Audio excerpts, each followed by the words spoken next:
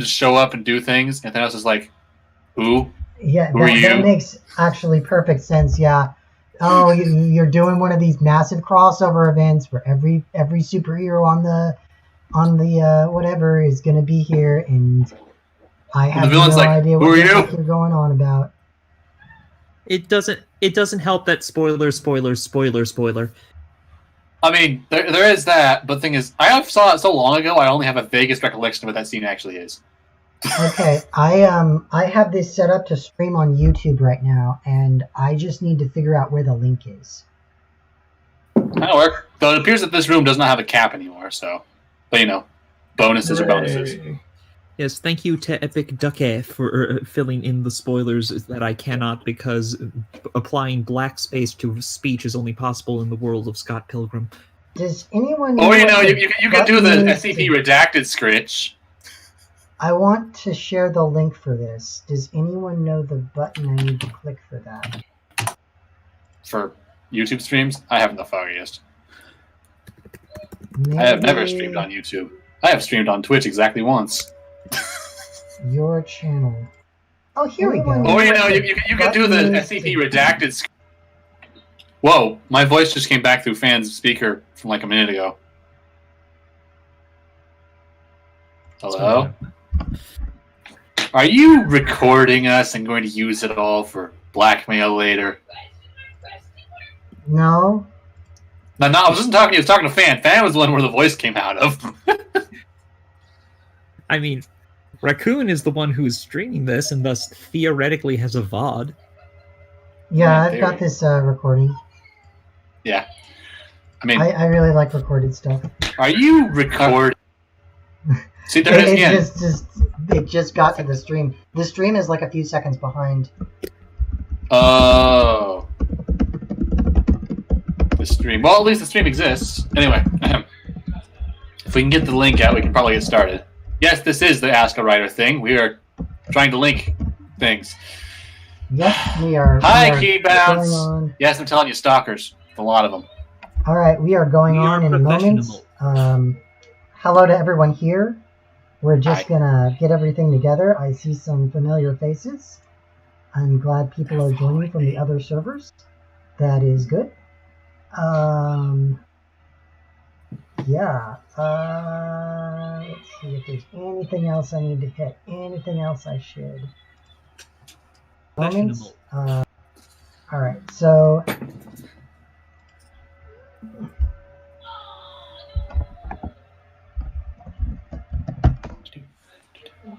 All right, so this is the day one of the Ask a Writer thing.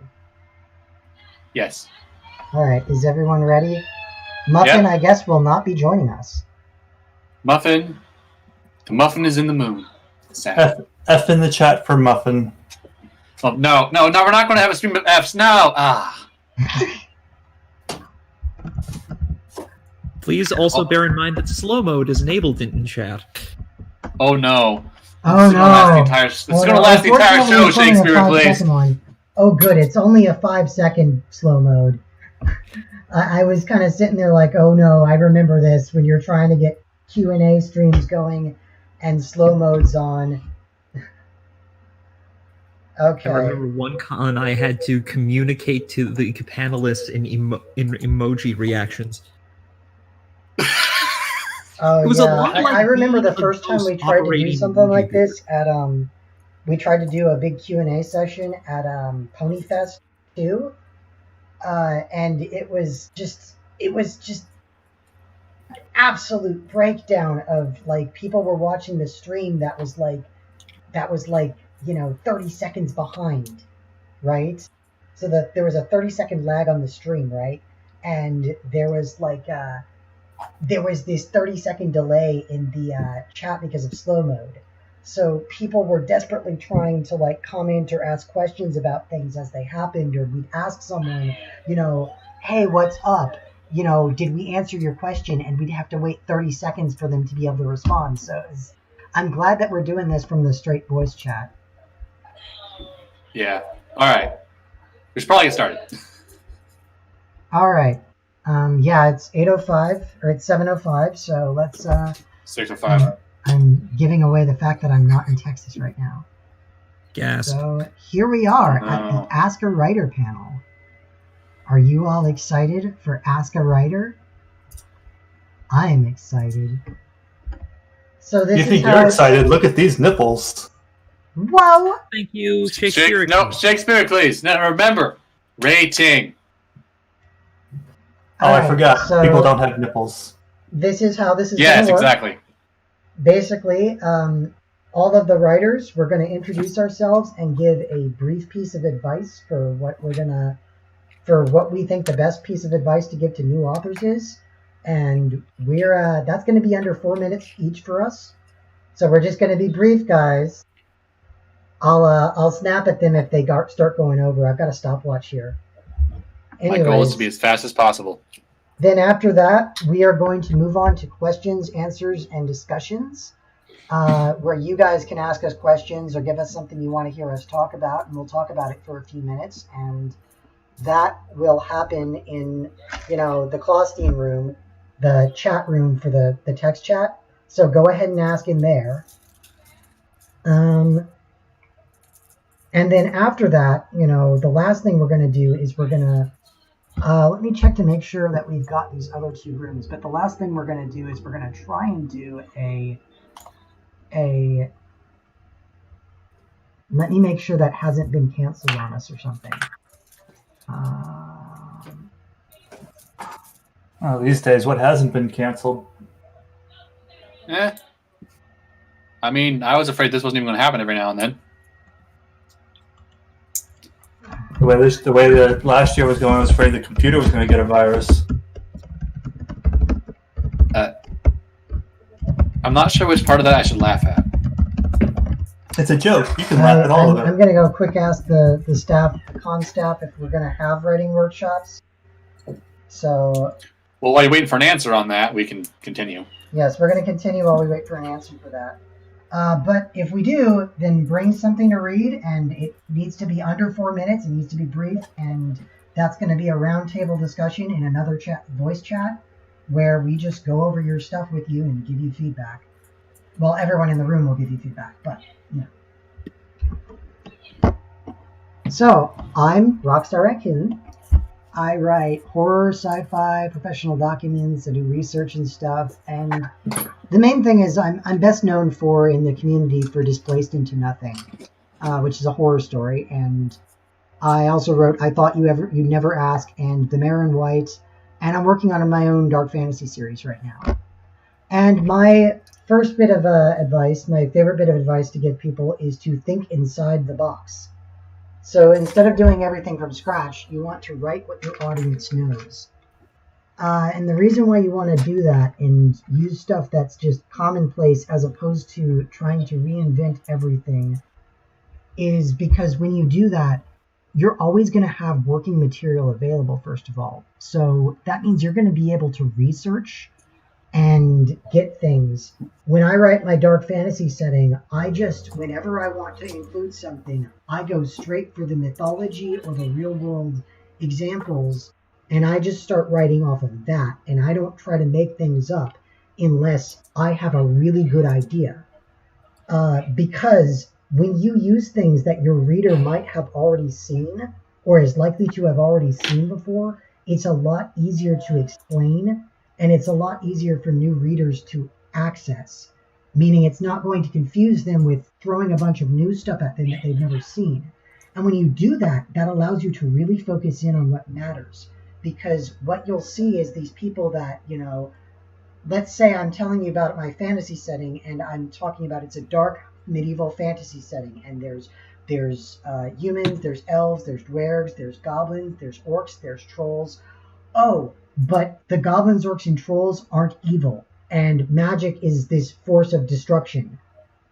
Oh, well, there you go. Those two things just popped out. Goblins, orcs, and trolls aren't evil. Magic is a force of destruction.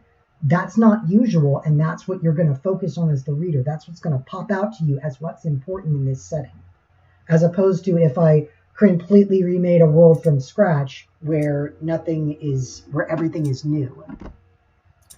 And if you think of these popular settings, you can usually I find that usually the easier a setting is to explain, the the more popular it ends up being. So your settings that are really easy to explain end up really being really popular. Like Lord of the Rings is really easy to explain, as opposed to say Discworld, which is difficult to explain because there's what do you do with this flat world on the back of a turtle? But it's not as popular as Lord of the Rings because it's just not as easy to explain to the average person. So MLP likes to think inside the box a lot by doing things like they have this normal medieval fantasy aesthetic, and they don't have entirely new creatures. They have magical talking horses. You know, we know what unicorns are, we know what pegasi are, we know what earth ponies are. That's easy going in. And we also know what like griffins and dragons are. The magic system is not complicated to understand. It's just magic. There's no weird quirks to it or anything. It's just magic, except for the friendship bit. But the friendship bit is very easy to understand. And then finally, you know, most things that pop in are either real-world examples or they're common mythology. You know, how do they get around? Trains and airships and carriages. And this picture here, I like this picture of Ponyville with the library, because when you see this, those houses are pretty and they're good looking and they really do tell you a lot about the setting. But what really stands out as being different is that tree-shaped library. That Twilight's library was a tree. And that lets you focus on the interesting things. So GM Blackjack will talk now. All right, hi, I get to talk. Hi, I write very long adventure stories where I think about philosophy too much and think about science fiction too much, and then just carry on the story for hundreds of thousands of words, or in one case, a few million. I am best known for Songs of the Spheres, which is the aforementioned couple million word nonsense, multiversal story craziness. I crossed over everything, and as fan of most everything will tell you, it worked. Sort of. It did. Anyway, I'm also known for the League of Sweetie Bells, which crosses over with other people's stuff and other fics. I've basically ended it now, but I might continue it someday. And I'm also got popular for a reasonable number of short things, including the mini resurrections of Twilight Sparkle. I don't think the guy who commissioned that is here, but I have so much to thank him for because that was a great run. And currently, I am not working on fics. I'm working on original fiction in an episodic adventure style. And I guess I could reveal that there's two different things. One of them is space opera, but with magic. And the other one is cute and creepy girl has very bad things happen to her. All the time. Her life sucks. Anyway. Well then. Slide. Anyway, so. My piece of advice is not the usual one I give. Wait, I'm saying. Wait for your magnum opus. When you start writing, you're going to have this crazy, bombastic, insane idea of something far-reaching. Well, or at least I did. And you're going to want to do it right away. This will be a mistake. Do not do it right away. If you do it right away, it's going to crash and burn simply because you don't have the skills and experience you need to be able to write something that complex and epic. You should start with writing other, smaller things that have less scope, less moving parts, and even something similar to what you started off with. Thank you, Ted. But something similar to what you started off with, what you want to do, but not actually do it. Because you want to give your brilliant idea the treatment it deserves. And if you try to have your brilliant idea done first, you're just going to do it with your not as well-refined skills. You should save it for when you have those skills and can do it.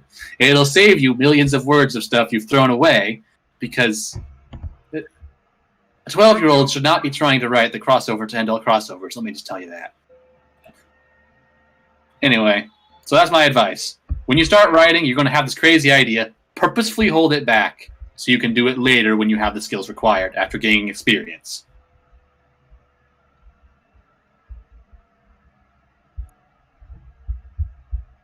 Fan, you're on. I am. Hello, I'm fan of most everything.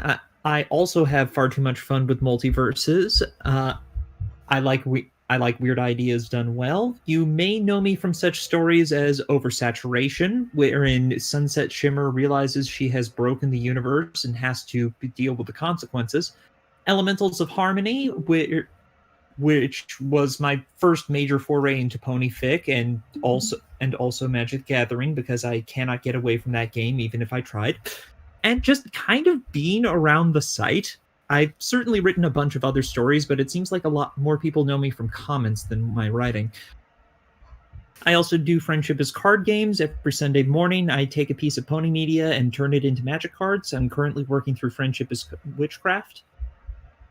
And as for my piece of advice, slide. Sorry. To paraphrase Isaac Newton, you can see farther by reading over the shoulders of giants. And by that, I mean read a lot, and pay attention to to the process. Basically, just cover as many others as your eyes can handle, like professional or fan work. Even the worst written story can be a lesson in what not to do. But for the better ones, pay attention to just how the language is put together, how they set the scene, how they do everything. Moreover, watch your own emotional reactions and try to go back and understand why you feel the way you do when you hit a certain scene, a certain reveal. See how they get you to react to everything they do. And really, the absolute most important part of this advice that I can offer, there's a big difference between inspiration and plagiarism. So, yeah, take the lessons, but don't take the exact words. Like, always put your own spin on things. You're the only person who can write like you, and that is both a bit of encouragement and a warning, because trying to write exactly like someone else is not going to end well for you. But yeah, basically just the knowledge of how to write something well is already known and in place. And, you have millions of opportunities to learn through example. So, take advantage of them. And as an added bonus, you get to read good stuff. Okay. Shakespearacles. Hello, everyone. I'm Shakespearacles, the world's strongest writer. I would write, let's call it enthusiastic romance. I'm best known for writing Liquid Pride, BBBFF's Other Meaning, and currently Anon's Deep Tissue Massage. Jeez, we weren't going to bring these up. Dude, these slides were in your... You could have proofread these files. But keep going. I did a long time ago. Keep going before Constaff notices. He doth nothing but talk of his horses. That is a quote from a Shakespearean play. So my general advice, although this is kind of funny because I wanted to piggyback on a couple of things that someone else said. First of all, about not stealing, because I've had fans of mine who have followed a lot of my stories, and they asked me to read their stories that they've written, and I've seen lines in their stories that are like straight lifted, like when they something I said one time was, her eyes were the size of dinner plates, and then they said the character's eyes were the size of dinner plates. I'm like, that sort of thing will pop out. It's flattering, but you should really try to avoid doing that. Anyways, my advice is characters and conflict drive the narrative. Now, if you have, like the text says, if you have nothing else, characterization will pull things along. The reason why you can get into a high fantasy story or something where it's in an absurd environment or a setting is if you have a main character who's grounded. By which I mean, when we start with Harry Potter, for example, Harry Potter starts out as just a nobody. He doesn't understand anything about the world he's in, and as that central protagonist, the world gets explained to him as a character, and we, as an audience, learn tangentially by experiencing it along with the main character. You want to give your characters opinions because passive characters are poison. So if you have a character that just goes along with the flow and doesn't like resist against anything that's happening to them, it's boring. You want them to have conflict. That you want them to disagree with something that's happening to them or something that's being said to them. You want them to stand up for something. What is your character comfortable with? Give them the opposite. Again, let's go back to the example of Harry Potter. He came from a world where he didn't even know about magic, and now it's been thrust upon him, and he's given this role of like, hey, you're supposed to be the chosen one, and he doesn't know how to handle that. So we have to experience this conflict that he has, with this role along with him, and that's why we attach ourselves to him as the main character. Same thing with Twilight Sparkle. She was a homebody. She didn't, all she wanted to do was study her books, and now she's like, all right, you must make friends to save Equestria.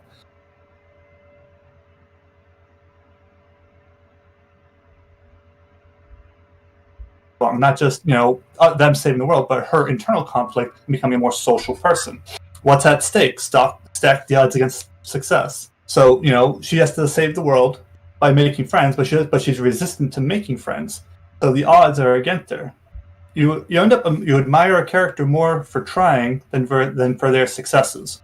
So we see plenty of episodes, especially in My Little Pony, where the character is trying to do something but they fail, but we admire them more for the effort. For example, there's plenty of times like midstream of the episode where they'll be attempting to do something but they fail at it. And maybe they ultimately succeed or not. Like Applejack, for example, trying to win the blue ribbon to repair the town hall. She tried, but she failed. But ultimately, the fact that she tried at all was more important. And then they care more about her as a person than just what her accomplishments could be. Now, when it comes to writing a story, you want to know how it's going to end before you even start it. That's the whole point of outlining. Especially the ending. Because if you're in the middle part of your story, and you kind of get lost meandering around in just these sort of happenstance events, as long as you know how this story is supposed to end, you can always guide your writing back toward that main ending. And finish your story. I have a lot of people who struggle with saying, oh, I don't know how to end my story. And they struggle with it because they started out with this idea for just a sort of generalized, like, episodic world. But they don't know how it's supposed to end. Like, how are they supposed to defeat the big bad? You should know that before you even start. And I know, I know Blackjack mentioned earlier, about like how you don't want to start in your opus magnum because it could be wasted work. But I don't think any work is ever really wasted. People kind of have this binary thought process of saying that you either succeed or you fail. But really, your failures are only failures if you stop trying. Everybody fails, but each failure is a milestone on the way to success. And as long as you learn from your failures, that's progress. It's a step to success. Okay, we need to keep moving. I would have cut you off there, but I think everyone saw that that Chrome crashed on me, and I had to do all this stuff to get it to reinitialize in the graphics card. But it's all back up. The stream is back up. Everything's back up. So it's no longer. We were saved. We were saved by Shakespearacles' verboseness. You're welcome. We're all fine. How are you? So it's time to ask a writer. So yes. Everyone go into the Clawstein text chat room, and we'll be watching, and you guys can ask us things, and we'll talk about it. So does anyone have any questions for us? Anything you want to hear us talk about? Anything you want to hear us go on about for a bit? We can even argue about something. If you have a question for someone specifically, make sure you cite us by name so that way we don't all try to answer the same question at the same time. Yeah. And after this, we'll be breaking out. They've given us 2 breakout rooms, and after this, we'll be going into there for writing workshops. So we'll do this for like, I don't know, 45 minutes. We shall see. Regardless, several people are typing. That's exactly what you want to see. Yeah. How do you turn out 40k words in a week? That's probably specifically for me. I have done that before, like over the weekend. I do that regularly, weekly. So,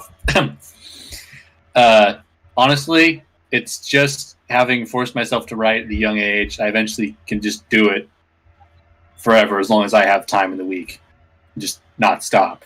You have to train yourself to do it first and get past the part of where I don't know if I want to or I don't want to. I trained myself by sitting in front of a physical notebook with a pen. That worked after about 6 months. Do not recommend for everyone. It's kind of neurosis-inducing. Physical notebook, pen and paper. Yeah. I made heavy use of it before the before times to get ideas down while I was out and about. I've always found that if I want to turn out a lot of words, what I do is I take, I've got, I used to have a laptop that was like $200 and couldn't run anything but Chrome. And I would take it to like a coffee shop or something, and I would just sit there for a few hours and force myself to just pay attention to Chrome and not be doing other things and pay attention to, because I write through Google Docs. So I would just sit there on Google Docs and I would just write my stories.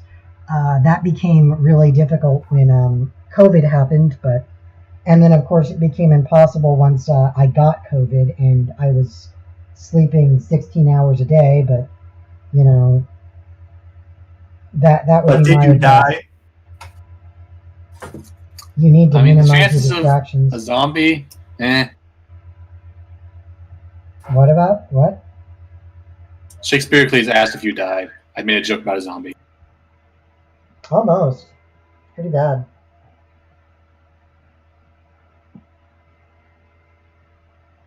Anyway, I see another question here, open to any panelists. What do you do to write the plot moving forward? The person asking it, Stelliferous. Wow, I'm going to die from these names. He's finding it difficult to make plot progression happen. Well, as I kind of said in my portion there, the trick to moving the plot forward is with conflict. You want to have some kind of conflict happening. That you got character versus character, character versus the environment, character versus self. That's some writing 101 stuff right there. But you got to think, what kind of tension can you create that's going to say, okay, if this tension exists, how does this get resolved? And that moves on from one step to the next. Knowing how your story is going to end helps to give that direction, so you know what the story direction is aiming towards. So, I would absolutely say, know how the story is going to end, and as long as you know that, you'll always have your plot be able to head toward it. The outline is your friend. Know the story beats, but don't be afraid to improvise if your characters do something weird. I was about to say, outlining really helps. It really helps to just sit there and boil down your outline or jump around within your outline, and that's how I usually manage to keep the story moving forward. If you guys want to learn more about writing from an outline, you should go check out my panels on 5 Steps to Writing Anything, where I really get into how to do an outline and how to write around an outline. That might be something to check it out. It's you can find those on the internet. I did those at other cons. I have a quick answer for Charlie Black, who's asking about how their scenes run too long, and they want to tighten it up for pacing. Write freely. Write as big and as detailed as you want until it drags on. That's fine during the writing process. Tightening it up comes in the editing portion. So I would get yourself a good pre-reader or an editor, because editing isn't about adding anything. It's about taking away until there's nothing left to remove to get to that perfection. Do not be afraid to chainsaw it. The chainsaw is your friend. And I say that as an author who rarely chainsaws much of anything, so... Yeah, that's why I have to. I love my own work so much, I have to defer to pre-readers and editors with an objective look at the story to be able to cut things out. One thing I'd like to say to /Buzz's question about what to do when can I respond to Charlie before we move on to the next question? Yeah. Let's not jump around on questions. I was going to say that I find that once again the outlining model tends to be pretty good about knowing your pacing, because you can see when you've got too much extraneous details. The way I see it, pacing is only bad if nothing is happening or too much is happening. And, as long as something is happening and it's happening at a rate where the reader can understand what's happening, it's not too fast or too slow.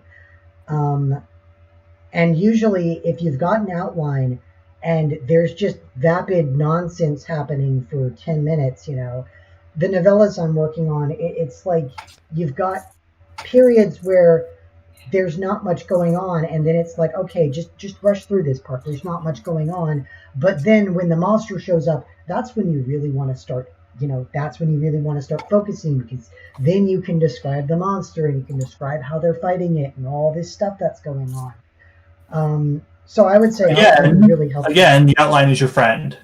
We've got a lot of questions coming at us, okay? Yeah. Oh boy. Let's move to the next question, which is large cast of characters. How do you keep track of them? Again, the outline. The outline, but also keep in mind character tiers. Who's your protagonist? Who's more important than them? And give them focus based on that setup you have of who's important versus least important. You can make interesting characters with little screen time. It's actually not that hard. Sometimes it's easier. It's sometimes easier. Having an interesting character in 2 scenes is sometimes easier to maintain than your interesting for millions of words. Ugh. Yeah, too much exposure can make something become boring. What I'll do with story-heavy characters, and what I've seen other people do, is you just or character-heavy stories, is you just write down a list and a layout of all these different characters and where they are when, and just describe them briefly, and just having some idea of who they are, and what needs to happen. Though I will note, if a character is only going to show up for, a few words and then leave, that probably isn't a character worth really paying much attention to or developing. As opposed to, you can always write another story with that character if you want to, if you think that character idea was really interesting, but you didn't have time to explore them. Yeah. All right. So we can go right down the list with the next one here. Do any of y'all get less interested in the story after you've developed it in detail? I don't. If anything, I get more excited about it to the point where that's all I think about while I'm at my day job. It honestly depends on a lot of other factors. The details about the world, honestly, I like making it up and doing things as I go, but I don't think I can say the detail orientation has actually made me lose interest. Other things make me lose interest. I would say that if you lose interest, it means you need to sit down and basically research the concepts in your story from real world, or work on the outline or something. And if your interest doesn't come back, maybe it might not be an interesting story. That might be the problem. Usually I find that when that happens, it's because the scene you're writing isn't interesting. And in that case, you need to ask yourself, is the scene explicitly necessary? And can you then cut to what is interesting, and think about what's the most interesting that could be happening, and why aren't we watching that right now? I'll also note one of the problems I'm having. You've got a case of basically idea fatigue, in terms of you've been staring at it for long enough that you've gotten sick of it, even though it would be fresh to a reader encountering it for the first time. So it may be a good idea to bounce around on other points of the outline, see if you're more excited about those, and if you come back and you're still bored with it, you should probably cut it. If you're excited by it again, you just needed to walk away for a bit. Precisely. Yeah, you don't need to write things in order, and that also lets you do better foreshadowing. I will note, having had COVID, COVID really threw me off my game, not just losing the ability to work properly, but when I actually got COVID, being bedridden for an entire month was just, that's why you haven't seen a update to Displaced into Nothing so far for so long is because I just haven't been able to get back into that story. Though I really want to write. I've got a lot of stuff I really want to release, but I have not been able to. How does one stop editing during writing, though? That is something you have to practice. You can't agonize over one paragraph all afternoon, or you'll never get anywhere. You just put down a rough draft, move on to the next one, and then you edit later. You have to practice that sometimes. Yeah, in my 5 steps panel, I usually say that you should, what you do is when you've written out your draft, you go back, look through it, do your one pass, hand it off to anyone who's going to proofread it, and then get it back, and then do another pass, and you're done. Do not just sit there doing it over and over again. That is a mistake that a lot of people do, and at the end of the day, you have to release it. So, and I agree with Raccoon here. Only one story I've ever written do I think needed more passes through because of how much stuff was going on in the background that no one was going to notice. You really need to just get it out there and get it down. Right. Agonizing over paragraphs is just... Right, although I will say maybe that's a case of needing to do more outlining. Well, it was my surreal nonsense thing that barely made sense when I was doing it, so it was the Kuehl theory story. Oh, I revised that like 11 times, and I think it was all necessary. All right, so we're making really good time, so we don't need to rush through these. All right. All right. Is it okay for your story to meander or suddenly change the story dramatically before the end? Like when Discord and Changelings first came out, there was suddenly Discord or suddenly Changelings.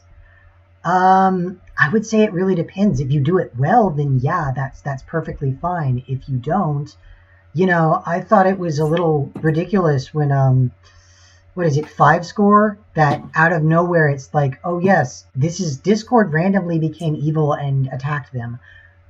Yeah, what? So, wait, you needed to set this up better. Yeah. Now I know I'm personally guilty of doing this at the end of Liquid Pride, but if you're gonna have a plot twists are fun to write. They're fun to write. But if you're a reader and it's happening and it comes completely out of nowhere, it's upsetting. It's not fun to have to read that and have it come out of nowhere. So if you want to do a plot twist, you need to leave a trail of breadcrumbs leading up to it, so when they look back and say, "Oh, that's what all that was about." It shouldn't just come out of nowhere. Yeah, a plot twist needs to have lots of really subtle foreshadowing. Now, there's something else to be keep in mind. There's also what I call the contract with the audience. The twist has to make sense in the genre or type of story you're writing. You can sometimes get away with something that seems completely random if it, say, makes sense within the setting you've established or the lore or the genre you've established. See, for instance, if you're a science fiction epic, giant dragon out of nowhere, not going to go over very well. But if you have established a world that consistently makes no sense and has its own alien rules and often seems like some sort of acid fever dream, then you could probably get away with a lot of nonsense. It just depends on what you've set up and what the audience has come to expect with you. The contract is between you and the readers, and if you don't want to break that contract at all, even if for the sake of a twist. And yeah, laying down the breadcrumbs to begin with, we seem to keep coming back to this, but that is it's not quite outlining, but it's definitely part of, the stage after outlining where you're figuring out all of the story beats and just getting everything in place. Just, making sure you've got all the essentials that you're going to be putting into the story, including the setups for the twists. Yeah, now this is really hard to do in the modern age where people are releasing a chapter at a time. This comes back to why you want to outline very well, because if you decide near the end of the story as you're writing it, oh, this twist would be great, you can then go back and add in those breadcrumbs after you've decided you want to make the twist. But if you've already released those chapters, you can't really do that retroactively. You can't just say, oh, go back and just reread all of this because I added stuff in that makes this twist make sense. People aren't going to want to do that. Right. So you need to know ahead of time. Andrew Hesse got away with that. You should always have your end in mind before you start publishing chapters. You should always have a clear ending. I'm going to point out the Mare in White, which I wrote in a 1 week binge. if you look at the epilogue seems out of nowhere, but then people say that they looked back and then they were like, wait a minute, this deal, this detail, this detail, this detail, this detail, this detail. The entire time, Twilight is asking who the Mare in White actually is, and all of the clues are in there, but it's just you don't get the final piece until the epilogue, and then it's like everything else in the story was a reference to who the Mare in White was. The twist, when done well, should act like a decoder ring. So all those clues early on that didn't make sense now make sense, and that's how the twist is supposed to function. So to kind of answer Speckled Pony, is it okay if your outline changes as you're writing the story? Yes, if you're writing the story and you think of a great twist and you go back and modify your outline to make it work, that's perfectly natural. That's part of the writing process. But you got to make sure you do that before you start publishing stuff. I do want to mention something else about outline changing. This is something I do. Not everyone may do it, but I let my characters run wild. If they solve something in an unusual way that changes the story, I generally take the side of let it happen that way and deal with it yourself. If your characters surprise you, they will surprise the readers too. Mm-hmm. That's one of the great things about doing fan fiction is that you have these established characters that you can do anything with. So as long as you have them acting as they should, you can have Pinkie Pie acting wild and break the fourth wall a little bit, but as long as it fits within the structure of your story itself. Only a little, you say? It varies. Well, it depends. Like if you really want to write something that's just absurdist, then she can just go nuts and have it be practically a second-person story. But again, there's exceptions to every rule. It's really more of a guideline. And it's okay, honestly so kind of moving forward a little to a somewhat related question, is it okay if your outline changes as you're writing the story itself? That's what we were talking about. That's what we were just talking about. I know. The answer is yes. No, but I will say the caveat. Yeah. What I did with there was called a segue. Oh yeah. Well, I was trying to do a harder segue than that. Anyway, yeah. The thing is, the caveat is basically your outline can change as long as it doesn't break things that you've already published or you've already written out, because if it breaks something, then you have to go back and rewrite it. But outlines always change. Like sometimes I'll be writing something and I'll be like, what I realized, I should change this bit later in the story, or I should change this bit because this would make more sense, or this actually brings this up, or I'll think of a great way to foreshadow something, but it requires this one little change. The outline, the story itself, the whole outline is a structure. It's a system in itself, and one little change to one part of it should reverberate throughout the outline. Okay. So, do you guys use character managers or Notebook AI or World Anvil? Charlie Black asks. No. It depends. Like, I don't normally when I'm writing fan fiction because the characters are already established. But if I was writing like a new fiction where I was going to have brand new characters, then I write like a whole page just talking all about just that character, who they are, what they look like, what they want, what they do, everything, as much detail as you can about each character. So that way, when you go to talk about them later on, you can go back and refer to that and be like, wait, did they have green eyes or blue eyes? Because if you have a lot of characters, sometimes it's hard to lose track of that. I see how it could be helpful, but I do prefer to have things that aren't written down in canon as being so easy to change. I wouldn't have to go track down the wiki page I made about it. I like being able to just, you know what? They'll be this person's daughter instead of this person's, and no one ever has to know I have the other way. Yeah, I use Google spreadsheets and Google Docs for just writing out pages of information. Writing out notes to myself on what this when I do my fantasy setting.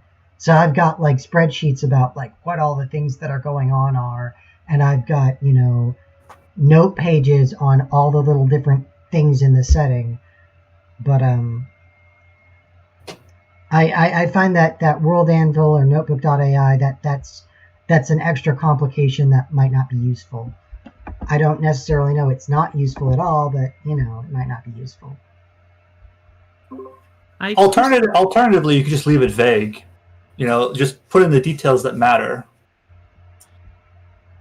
Fan, you were saying something? Personally, I tend to play pretty fast and loose with setting and character details. I mostly lean on canon characters and tend to treat OCs as fairly disposably. But honestly, I could probably keep better track of them upon further reflection. Yeah. Yeah. Spreadsheets. Sometimes they help. Sometimes they make things worse. Self-Awares now asks, question, I've been getting into comic dubs and vids lately, so I was wondering how you all feel about people that have dubbed your writing on things like YouTube videos or otherwise dubbing in general. I love it. If anyone Please wants do to read this. yes, please do this. I don't. Does anyone not like this? Is the easier question. It is incredibly flattering to know that people are willing to spend time and effort because of things I have created. Yes. Like, I'm going to note when people contact me and say they want to do a reading or a picture or something based on my stories, I will come in there and help them. If you guys go look at the reading for the dramatic reading that what's his name? I don't even remember his name, but it was for the Mare White. Someone did a dramatic reading, and I actually sat down and helped him with it, and if you notice, the second video, his reading becomes so much more expressive and better in the second video and the third video, because I'm sitting there giving him feedback and working him through it. And, he actually improved a lot as a reader because I did that. But I thought it was great. Zach Movie Fan, that's who did it. Zach Movie Fan did a reading of the Mare White, and I was just so happy that he did it. I really like it. I recommend that version.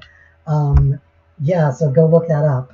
But yeah, likewise. I mean, if anyone wants to do audio readings, most of the people who you do them for will give you some fantastic feedback. I mean, the first person did a reading of mine.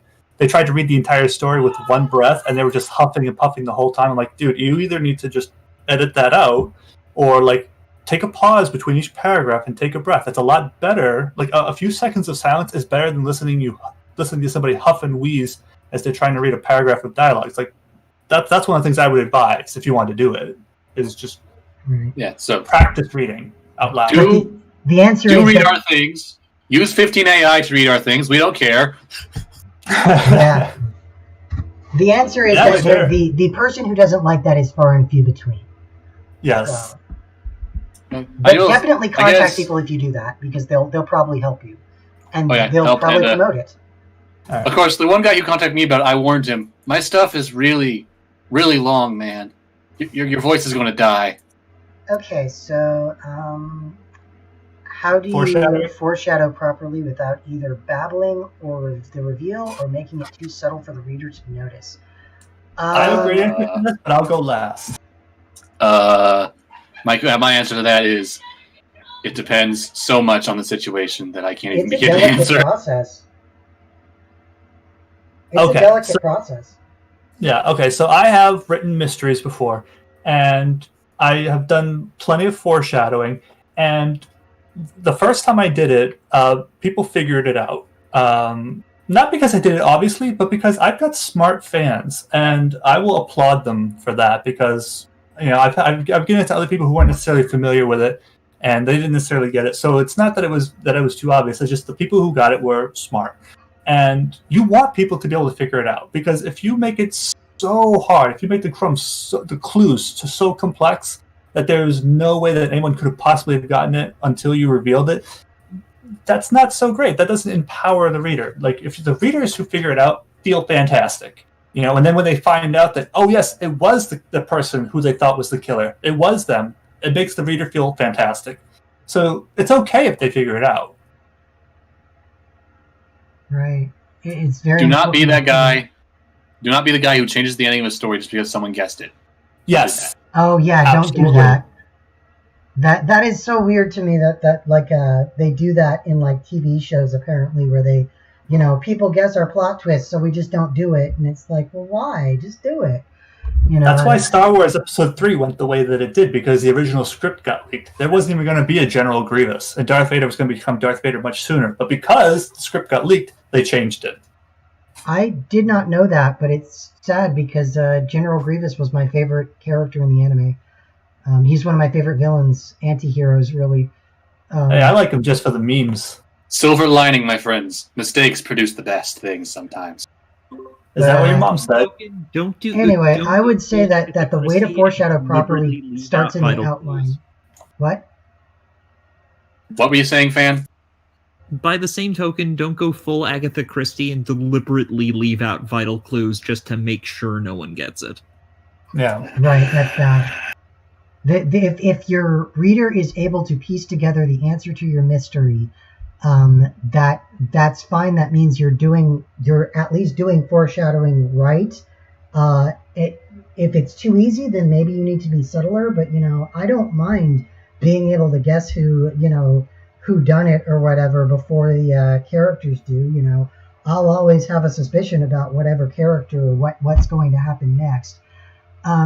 But I would say it's really about the outline, and it's really about trying to subtly reveal things as time goes on. And you've done it right when they sit there and they're saying, like I said, with the twist, that the reveal is a twist. You've been leaving these breadcrumbs the entire time that suddenly makes sense when the twist happens. But yeah, I mean, it's really a matter of the outline. Just the outline is your friend here, knowing when to put things in the outline, knowing how to say things really subtly, knowing how to have characters notice something and think about them but not know what's going on. So Platinum Shadow asks, how many chapters should it take to build up the changing of a character, in this case, turning evil and being corrupted? All right, so that really depends on where the meat of your story is. If them turning and being corrupted happens at the beginning of the story, and then them being the villain is the whole arc of the rest of it, then it would happen at the beginning. But if it's something that turns out to be a twist, like a surprise, then that would be something that happens in the third act, toward the end of your story. So there isn't like a fixed number of chapters to do that for. It's proportionate to the story and where in the story that's supposed to happen. What do you guys think? I just say I agree with that. All right. Trying to assign chapter number to plot points is a bad idea unless you're making the outline already. There's no hard and fast answer to that. There's no number. Yeah, it's such a flexible art. That would be a silly question to try to put a number on.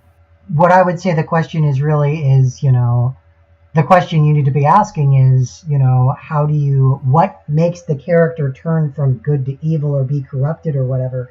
I was thinking about Warcraft 3 recently and how that game, the human and undead campaigns of that game are just such an amazing story, because you see over time, Arthas starts out as a paladin. He's the prince. He's learning to be a good person.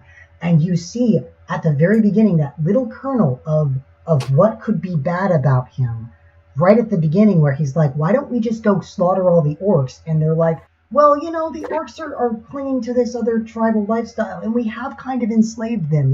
This is not cut and dry, Arthas. And he's like, I guess you're right. So not to go on too much of a tangent, but as long as you, like any other twist, leave appropriate clues ahead of time, then it'll feel natural when it happens. Yeah. But like with the thing with Arthas is that over the course of the story, you see these little beats, and when he goes and slaughters that entire town of his own people, then it's like, oh, this is a major turning point. And you even realize that Mal'Ganis is trying to get him to do that. And then so when he pulls out that sword and... Again, not to go on too much of a tangent. I'm not trying to go on a tangent. I just finished it. But when he does that, you can see it coming. You can see all these little points. So that's what I would say. If you're going to do a major character shift like that, you build up to it. Yeah. Anyway, next question looks like, how do you swap out characters if you have two main characters in a story? The simplest way to do it is to alternate every chapter or every scene, but don't feel limited to keep that as a rigid rule. You can swap in and out whenever it makes sense, like literally any time, as long as you don't take too long between characters. Because at that point, someone's becoming more of a protagonist than the other. Yeah, like he said, I would limit it to like maybe every other chapter, like whatever you use, as long as you're consistent with it, so that way it becomes expected. I mean, I would say thinking the most inside the box, you flip between chapters. of course, if you're doing a thing where it's I would say the two characters should be, interacting a lot, so you should be able to have chapters that are, have both characters in them if you want, and then if you can have both characters in the same chapter be the norm, that's the easiest to do. But if you're going to have them split up and do things separately, then yeah, every other chapter is the quickest way to do it. If it's first person and the characters are telling you about what's happening, that would be really difficult if they're not always apart in some way. But that's really difficult to have two characters interact when you're switching back and forth between first persons of them. But first person is advanced in general. So yeah, I mean the example that jumps to mind is like when you watch A New Hope and R2-D2 and C-3PO get separated. And so the screens bounce back and forth between them, in chronology, just what's happening to each of them in turn, just from one event to the other. But again, it shouldn't be the entire story like that. As Raccoon said, eventually you should have the main characters be interacting in some way. All right. I think we can move on from that. Yep. Next one's about episodic stories. I mean, isn't that what chapters are? Well, I think he's meaning more like episodic, that there's just things that get introduced one at a time in Monster of the Week style, he puts at the end of there. So I'll just reiterate the entire question for everyone to listen to it. Have any of you guys made a coherent book story written episodically? Is there any way to create a novel, not just a periodic fic or something of the like, in a Monster of the Week style without it being a screenplay? Yes, absolutely. This is actually my favorite way to write long fics. Songs of the Spheres is split up in such a way that every single chapter, which is really long, can be thought of as its episode. And you can think of it as having 12 seasons, even. It's really great. It worked so well at the time running my original fiction now. At least it's the plan. My novella series is also kind of like that. It's why it's novellas. It's, I don't like writing these long plots. So I basically say, okay, this is going to be a story. It's all in the same world. It's all the same genre and all that. But this story might be set in, the Arctic, and these guys are fighting a monster in the Arctic. This one's set in, like, a tropical area, and these knights are fighting a monster in a tropical area. Okay, and the characters and the monster changes, but it's kind of a recurring thing of it's the same world, same genre, it's a group of people, and they encounter a monster somehow, and this is what happens when they encounter the monster. And, I've got more variations than just that, but that's kind of how the first four just basically went. I will point out that just like on television, you can have your episodic story still have a very complicated ongoing plot, which is honestly the most fun part about it. There's also stuff like with the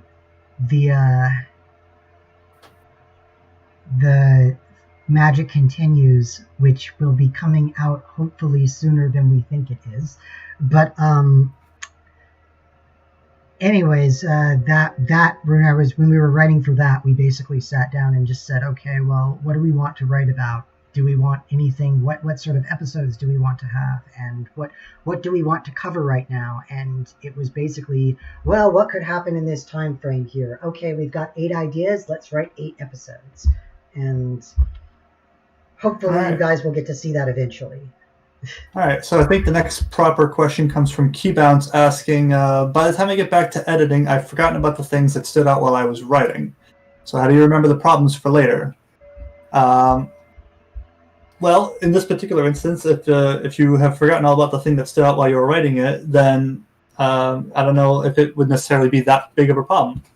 Usually I have someone else proofread, as well as edit, and then they could ask me questions about, like, hey, the pacing here seems kind of slow, or why is this character acting this way? And it's important to get that kind of feedback, because if your pre-reader is asking that, then the rest of your readers are going to be asking that as well. And you need to either have an answer for that, or fix it, or remove it. You can't always edit your own writing. Once again, the outline is your friend.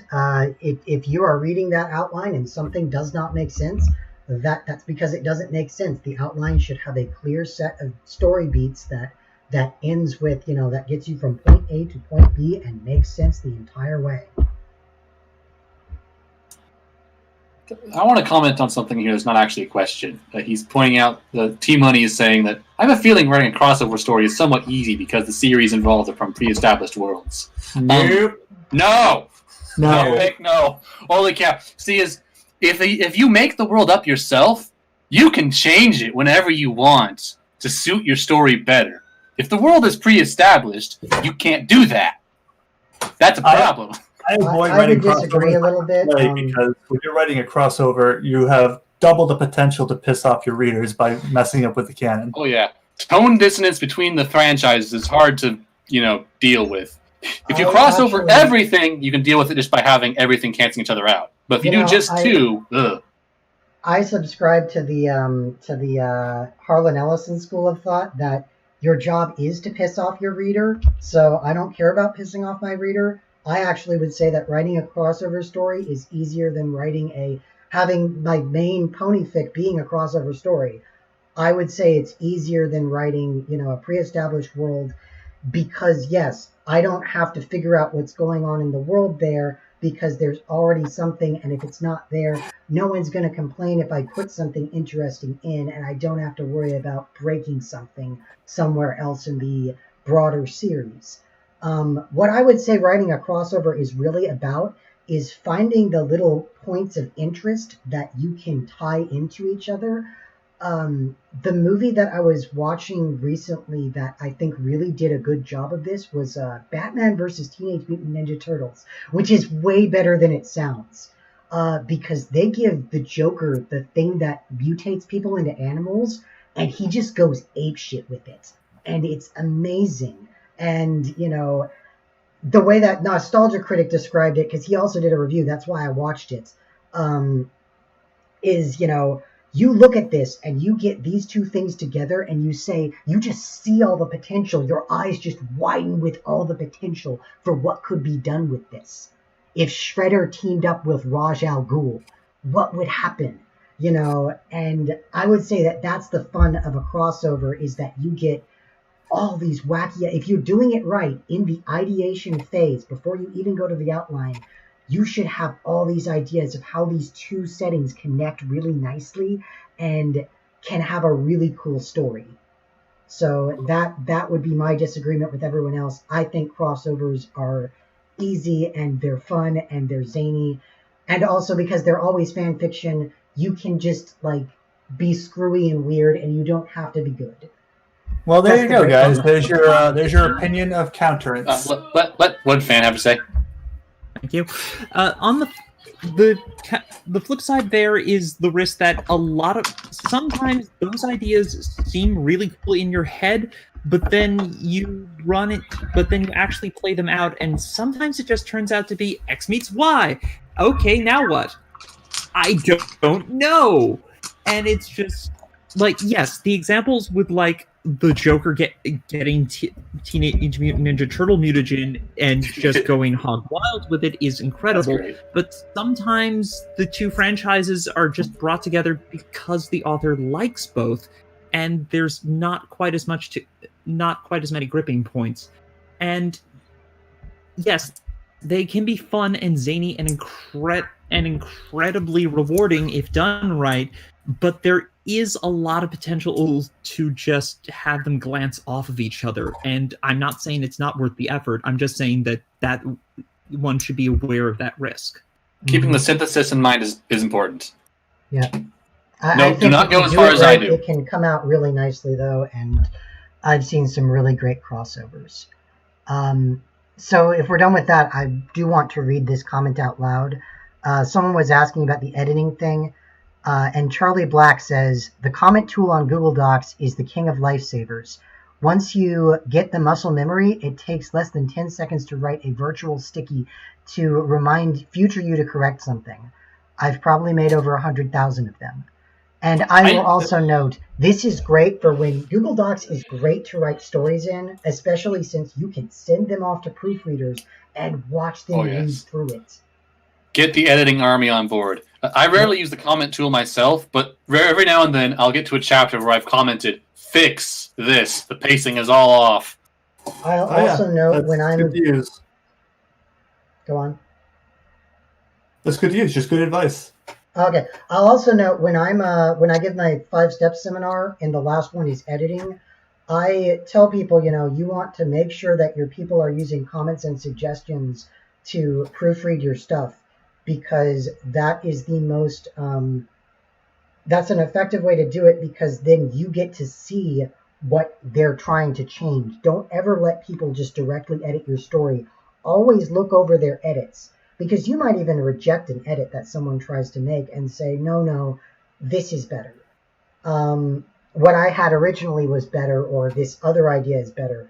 But also you'll just learn what you're doing wrong. If you're misspelling a word a lot, you need to know that. All right, so Evil Paladin asks, how much of an oddity is Pulp Fiction with it jumping between scenes and happening out of order? Yeah, I'm just going to... That's an ultimate oddity right there. Just as a director, he is the exception to every rule, and if you try to emulate that, it's gonna you've got your work cut out for you. What do you guys think? Well, It's just I know I said to read Over the Shoulders of Giants. With Quentin Tarantino, you're going to get hypoxia. Yes. I actually haven't seen Pulp Fiction, but I've seen stories like it. What's the one I'm thinking of? Cloud Atlas says a lot. yeah, of I was things out about of to order. bring that up. Yeah, Cloud Atlas. I actually, after I gotten good at writing, I did an entire movie-length chapter as like a dedication to Cloud Atlas, told in the same style. Let me tell you, it was really, really, really hard to do. Holy cow! I will say something about Cloud Atlas, because I've also never seen Pulp Fiction, but Cloud Atlas is the movie I think of, or the book I think of. The great thing about Cloud Atlas is it's deceptively simple. It goes back to my that thing I was talking about thinking inside the box. It seems really complicated because it's jumping around, but if you look at it at its base, when you really sit down and analyze it, it's as simple as, they're all being reincarnated, and it's a battle between the enlightened souls that want to achieve enlightenment and the souls that are attached to the worldly, trying to prevent them from achieving enlightenment. And the movie version, the character played by Tom Hanks ends up basically being in a fight between Hugo Weaving's character and Halle Berry's character to save his soul. And, it, from a simplistic perspective, makes sense, and everything ties together really nicely. And that's the thing. I think that book was probably written in chronological order at some point, but, they have a bunch of different stories, but then they just figured out ways to just slip between the stories. But in the end, it's all about one thing. It's got a very tight focus on one thing.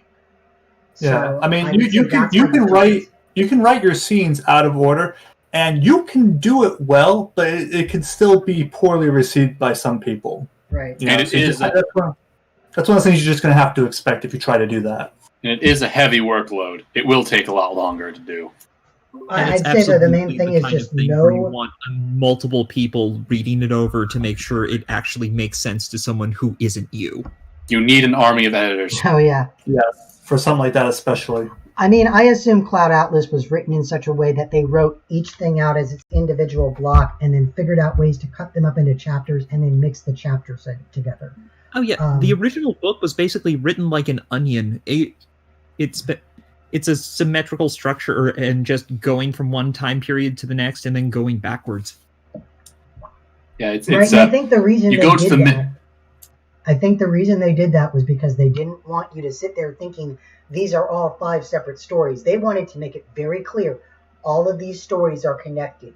These are all the same souls. All of these people's souls are the same. They are being reincarnated. Oh, therefore, spoiler alert.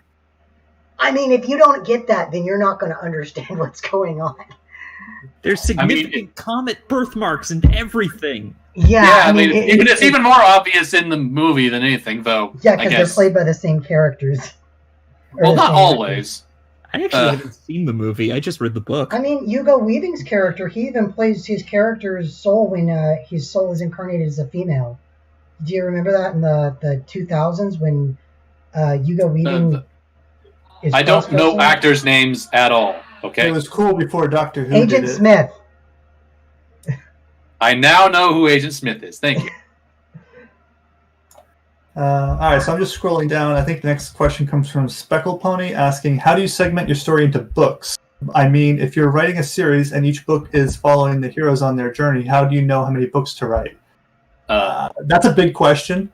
You'd have to know going into it that it's going to be like a series of books. If you can't reduce that down to chapters. I know, for example, that I'm planning on taking one of my stories that I've written on FimFiction and converting it into a human version to publish in real life, and I'm planning on reducing 300,000 words down to like 50,000 words by combining characters and shortening up the stories and being a little bit less detailed with scenes. So yeah, I don't know what to tell you how to do the reverse. Yeah. With Songs of the Spheres, I originally planned for 13 arcs. It was always going to be one story, but they're essentially books. I eventually cut the last one because it would just be dragging out the ending too long. So it's a very confusing thing. I would say almost have an idea that there will be more books, but do not restrict yourself to having that exact number. Just like, if you want to add something new in the middle, go ahead. Or do you want to cut it down? Go ahead. Sometimes things will take longer or shorter than you think they will on that large of a scale. I am a purist. I say that you should have your book should be a self-contained story. You should be able to pick it up without any other book and read it and put it down, and the story is over.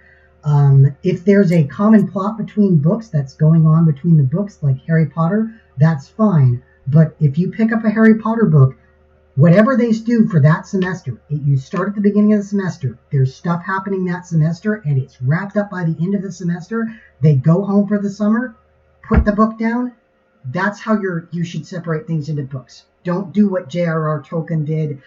He's obnoxious for just like, this is Lord of the Rings. It's 3 books. Allow me to disagree. Okay. Some of the best things and the best books are the things that last for a long time. They're long runners. And after, like, maybe the first book should be self-contained, but after you've got your readers, sometimes leaving the cliffhanger or the pseudo-cliffhanger or the after-credits scene is the best way to get it to keep going. I will give you this. If you've got a really, really long story like Lord of the Rings, or especially Song of Ice and Fire, a.k.a. Game of Thrones, you really do want to cut it up, because it can be absolute slog to write something long, and it's even worse if you can't like release it in pieces that people can give you like can react to, so you can see that people like it and know that you're not just writing this for no one. So, like, yeah, Song of Ice and Fire is a good example. But if you look at those, they do kind of try to wrap up the theme of whatever that book was, or the overarching plot of whatever that book was. Even though, even in Lord of the Rings, too, there's also, like, something starts at the beginning and then ends at the end. And there are points where you can clearly, this is a point where you can put it down for a while and then come back to whatever happens next.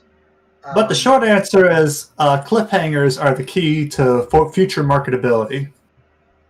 No. Ka-ching! Ka-ching, ka-ching, ka-ching! How do you handle a flashback in a story where you set the first part after the main story has happened? You only want to do that if you don't mind like whatever is happening to spoil the story thereafter. It needs to serve a purpose in doing that, because if you do that just because, then it's gonna be useless, and people are just gonna be a little confused for no usable reason. I mean, the art of the tragedy, the old type of tragedy, was very popular, where you knew from the very start what was going to happen, and it works. It still works well. Say you watch Titanic. That works really well. You know exactly what's going to happen. Nothing is hidden, especially now that everyone's seen the movie a million times and told you everything about it. Or ever picked up a history book. But still, the art of the tragedy can be done really well if you just by tell them how it's going to end, and the story no longer has that strange, I don't know what's going to happen, but it has that suspense of how is this going to go wrong. Yeah, there's also the matter to take there. It is the start of darkness. Like if you're exploring backstory for certain characters, especially especially villains, so you can just see how they got to where they are in their overwhelming position at the start of the plot. That can be a very interesting approach to take as an episode 0 sort of a thing. But yeah, you do need to have a reason to tackle this idea. I am going to bring up that they've done studies on it and found that spoilers actually don't hurt people's enjoyment of stories. So, the thing about a flashback where you just immediately tell people what some late part of the story is right before you explain how they got there, that can be really interesting, because if you get spoilers for a movie, like when I watched the Nostalgia Critic review for Batman versus TMNT, I was like, oh wow, I really want to see that play out now. It didn't spoil it for me at all. I mean, it spoiled it, but it didn't really lower my interest. I just wanted to see more of this. What is this? What is this crazy thing? This sounds stupid, but I gotta see more of it. That's why I watched Ruby recently. That's the entire reason. I was doing lore research, and then I'm like, oh gosh darn, now I have to watch it. Yeah. But I would say that what you do is you find this really tense moment, and it's a cliffhanger, and then it raises the question, what happens next, and how the hell did they get here? So I'm gonna just point out it is 8:15, and we basically have 45 minutes more.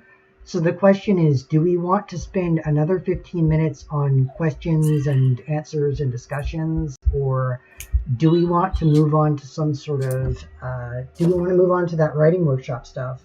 Question for the chat room. Who in the Closton Room chat is waiting for this workshop session?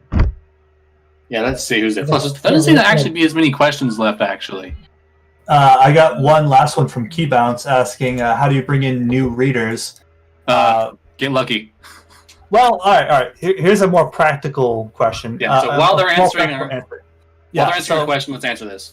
All right, so this would be like if you were writing a sequel, for example, and if a good written sequel should be able to function as a standalone to the first story, or whichever story precedes it.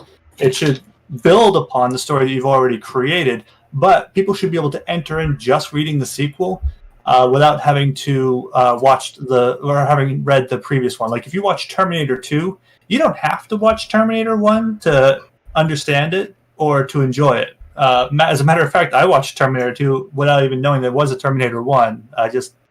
Terminator Judgment Day, Oh, and it doesn't have 2 in the title. Okay, I thought. It is Terminator 2 Judgment Day, but I just watched it because it was on TV one day.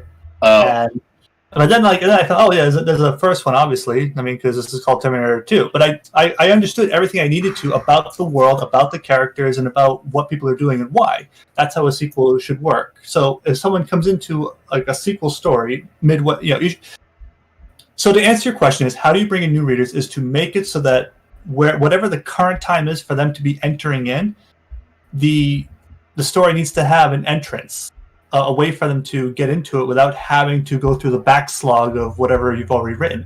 And doing that should make them want to go back and read everything leading up to it without requiring them to.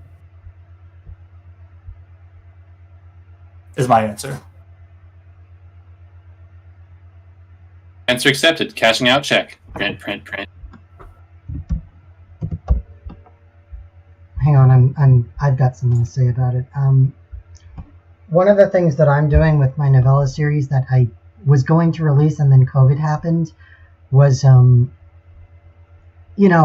try to write just quick novellas just to throw stuff in the water, throw chum in the water for the sharks and just see if I can get people to show up and hey, look at this. I'm writing a story. Isn't that cool? And if they like that, then they'll go look at the longer ones. So I would say, the point is just if you're going to do a multi-book series, then you want to either make it so that people can just join in whenever, or you want to not stretch out that thing so long where you can't, because like I'm never going to sit down and read Game of Thrones. It's just way too long. I don't have the time to commit to that. I've seen enough of the show. I know what happens in it. I know the show is different from the books, but you know what? I just don't care. There is a type of reader who seeks out long fics on purpose. You know, right? That just wants to be able to read something for a whole year. Separate stories that new people can join in on. I would also say that like one of the things I eventually want to do with my fantasy setting is have a big war happen, and the way that I plan to write that out is have, you know, events within the war, like the lead up and battle and aftermath of a specific battle, or have a character run off and have a whole book that's just them. What did they do while they were off in the mountains and they come back with another army? You know, how did that happen? And well, that's this book. And if you miss that book, it just looks like they just ran off and came back with an army. Oh, okay, I guess that's what happened in that other book. But, you know, that sort of thing is just make it so that if you cut books out, you don't get lost. You know, I think books should be in an episodic format where even if there is an overarching plot, you can still pick it up and read it without having to know that. I like the idea behind what you're saying, but I always end up thinking, no, that shouldn't be a hard, fast requirement. Well, yeah, none of this is hard and fast, you guys. Like, I mean, if you know what you're doing, do it. Or you want to do something, do it. And especially with fan fiction, if you're not writing for money, it can be as insane or crazy and stupid as you want. It doesn't have to be good. So, you know, go ahead and break these rules. Fan fiction is a great place to break rules because there is no, like, need for it to be good. It's a safe space.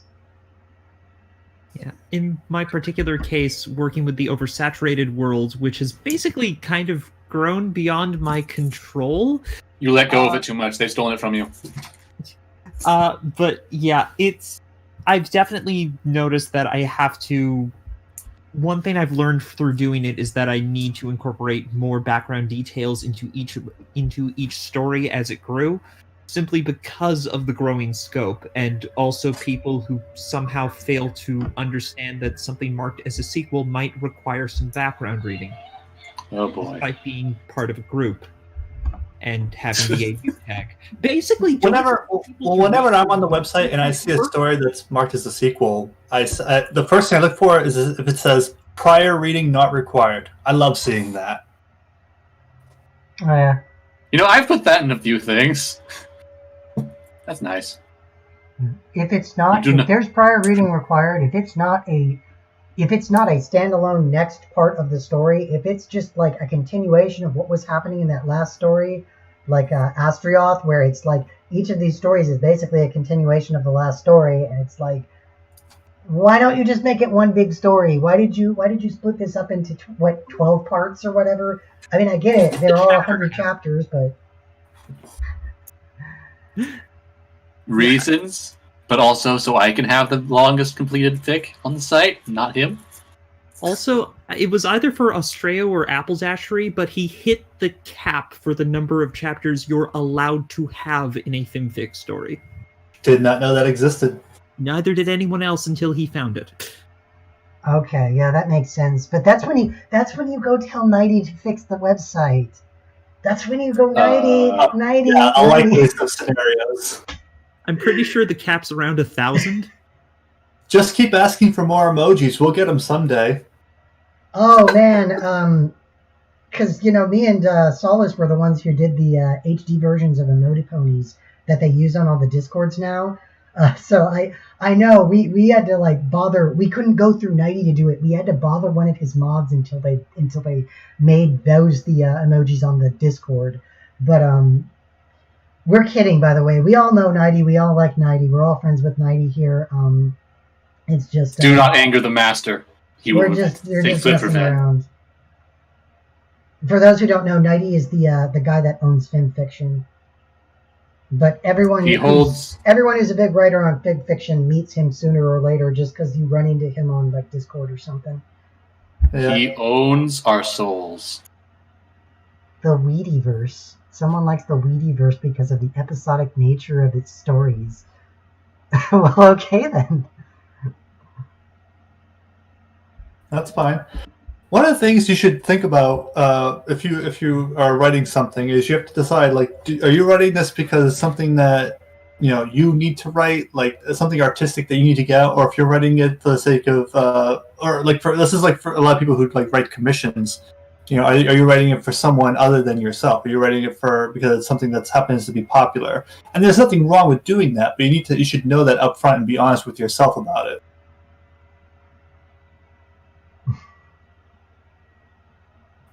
There's random people talking in the YouTube chat. It's kind of funny. You guys, we're not looking at that YouTube chat, by the way, just to be clear.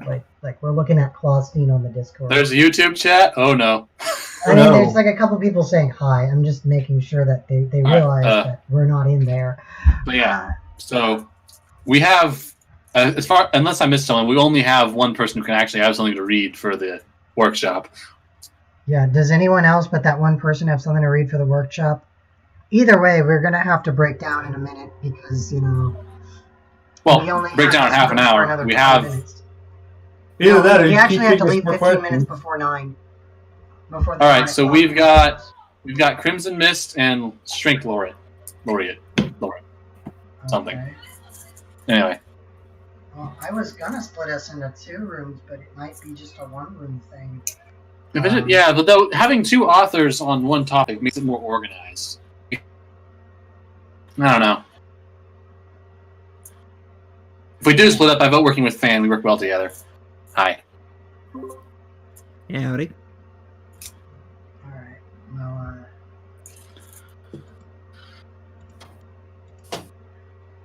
let me think about how long that's going to take. Yeah, you know what? 20 minutes is probably good for that. I don't know. We can probably actually go over the time because we've got these separate rooms. That's part of why I wanted the separate rooms. So separate rooms are nice. The requirement for the workshop is that the way it's going to work is we're going to go into one of these 2 other rooms and we're going to sit there and we're going to go around in a round table where someone's going to read like less than 4 minutes of something that they wrote and they want feedback on, from the group. And then the group is going to go around and give them feedback, probably starting with the, people from the panel that are in there. And then, they get back to them and then you go on to the next person. And when we're doing that, the only people talking should be the person whose turn to talk it is, unless they're going to ask a question of the person who read the story. But it should be less than 4 minutes of reading and less than 4 minutes per person of feedback. So, right. Yes, so these 2 breakout rooms, these Clawstream breakout rooms. All right, so Fan, how about you and me go into room 2 to give Raccoon the special spot in room 1? You don't need to do that because remember, I'm going to have to leave in like 10 minutes. So. Oh, wait, are we okay with leaving these impressionable children alone with Shakespearacles? I'll just hang back and keep answering questions since I'm so good at that. Yeah. All right, so I guess Fan, you and I go into room 2, and then we're just going to do all the stuff, I guess. All right, that's the rest of you. If you want to room 1 because it's there's no reason to use room 2. All right, so I'll go wander into room 2 with you. All right, Fan, let's go to room 2 and see if anyone follows us besides Raccoon. There should be. To answer your question, there will not be a separate chat for the breakout room. It's just a separate audio channel. So if you guys want to go listen to the workshop, you're welcome to do that. Otherwise, you can hang out back here with me, and I will continue answering your questions. So if anyone else wants more advice from the world's strongest writer, please don't be afraid to type one out for me. I have to correct you. Yes, there are separate chats for the breakout rooms. The voice chats beneath this voice chat, that is the breakout rooms. Right. They're talking about text chat room. Oh, yeah, no, you guys aren't going to need separate text chats. It's going to be mostly voice. Anyways, I'm going to go slide on over there. I can't really end the stream if I'm going to be sitting in that other room. Well, I'm going to pop out for a while, and I'm going to go into the other one, and people who are watching on YouTube are going to see me pop into the breakout room. Oh, wow, there's a lot of people in there. Yeah. Well, I mean, you got fan of most everything in there, so everyone's going to follow him. Yeah, I guess. Okay, you're unmuted at least. Okay, so... You're unmuted. We're trying to get no one and nobody to talk, because he was the... okay. Is everybody muted? No one and nobody is unmuted. The microphone isn't muted. It's just I can't hear anything from. Oh, now it's muted again. Okay. Well, they shouldn't now be muted. They're not muted. Not in here. Can anyone else talk? That's a question. Hey, Speckle, try talking. Hello? Okay, here's Shrink. Shrink is making noise. Okay, you guys should be able to talk. That's just how this is supposed to work. Don't interrupt each other, but... Yeah, I can hear anyone talking. It's just... Whoa. That was feedback. Okay. Can you hear me? Indeed. Yes. Hello. Can you hear me? Yes. Also yes. Push to talk needed to be enabled. Oh. Talk is weird. That's weird, but I guess... Alright. For anyone who is going to want to talk later, push to talk needs to be enabled, apparently. Oh well. So, no one and nobody. Do you have anything else you'd like to call that, or are we going to say that every time? You can call me no one. Alright, no one. It was a shared account with my sister. Well, no one and nobody is secretly two people. Oh my. Just to check, we understand what the format of this is going to be, and we're just going to go around in the circle. I mean, you two are running it. Fan and GM are in charge of this, and you guys run it, and... I am used to wrangling lots of people in Discord. It is basically my day job at this point. And this is not my first writer workshop in this format. So, no one. You're going to have about 4 minutes to read us an excerpt from something you wrote. Allow me to get a timer up so I don't get engrossed in the story, because I will. Whenever you're ready, just start. And then everyone else... So I had to figure out how to make it so I can see my book, but also be able to press C so I can talk. Oh boy, yeah, I hate it too. I'll ask them to go turn that off. A paperweight, perhaps a chess piece, or a dice, or a marble. I'll ask them to go turn that off, but anyways, yeah, just read something of your own writing, and you get less than 4 minutes, and then it's going to go around in a circle, and whoever wants to provide feedback, do less than 4 minutes of feedback. You know, everybody try to keep it quick. Like we're not going to be doing this all night. Yeah. So I'm going to say no one reads the thing first. Anyone else who wants to give feedback can. Then Fan and I will give feedback last because we're likely to go on the longest. All right. You guys have fun. Yep. I will not start your timer until you start talking. No one. Just let me know. I've got a timer as well, so I can keep track. Cool. I literally pulled out my phone for this, even though I have 2 monitors. What's wrong with me? Beating the crap out of children. Oh, bad. How many children can you fight before you get overwhelmed? That is a great question to walk back in on. What's your answer, Rockstar? We got your choice of 5-year-olds, 8-year-olds, and 10-year-olds. Okay. 5-year-olds, I feel like it's an infinite number. You know, I used to play soccer. I got a pretty good kick. See, I said the same thing. And, you know, having been kicked a few times as a 5-year-old, I know how far a 5-year-old can fly. Having PTSD from child abuse is funny. No, but 8-year-olds. 8-year-olds are tragedy plus time. I still think they're pretty simple. You just lift your foot and step. 5-year-olds, you lift your foot and step. 10-year-olds is the one that might be the challenge. 10-year-olds might be strong enough to climb on you and stuff. I'd say the question I have is, what do I get to choose my arm and armaments? Because if I get like spiked body armor, Like my fantasy setting, I've got like body armor. This is just street clothes fist fighting. Just what God gave you. Street clothes. Do street clothes count with the fact that I literally have a jacket with spikes on it? Wow, not even bismuth has this many edges. It's a very important question, Buzz. It's getting a detailed.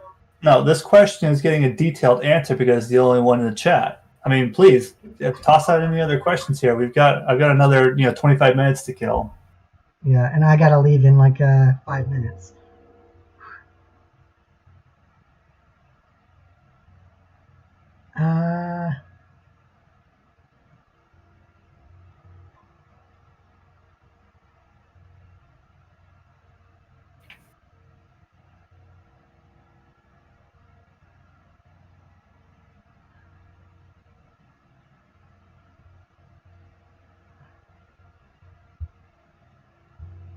Oh, Crimson Mist is afraid to read. That happens a lot in those writing workshops where someone is uncomfortable with reading.